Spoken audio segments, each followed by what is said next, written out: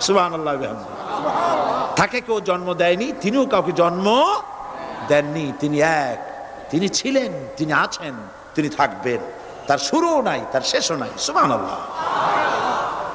এই আল্লাহ রাব্বুল আলামিন তার পরিচয় আয়াতুল কুরসি সার্বভৌমত্বের পরিচয় দিয়েছে, আল্লাহর পরিচয় দিয়েছে। আল্লাহ তিনি খালিক। মানব সৃষ্টির এবং পৃথিবীর সৃষ্টির ইতিহাস ঘাটলে মানুষের যদি কিসমত ভালো থাকে, তাহলে আল্লাহর সান্নিধ্য, আল্লাহর অস্তিত্ব সম্পর্কে জ্ঞান তাকে আল্লাহ পাক দান করে দেন। সুবহানাল্লাহ। পৃথিবীর সৃষ্টির ব্যাপারে বুদ্ধিজীবীরা কি বলছেন দেখুন।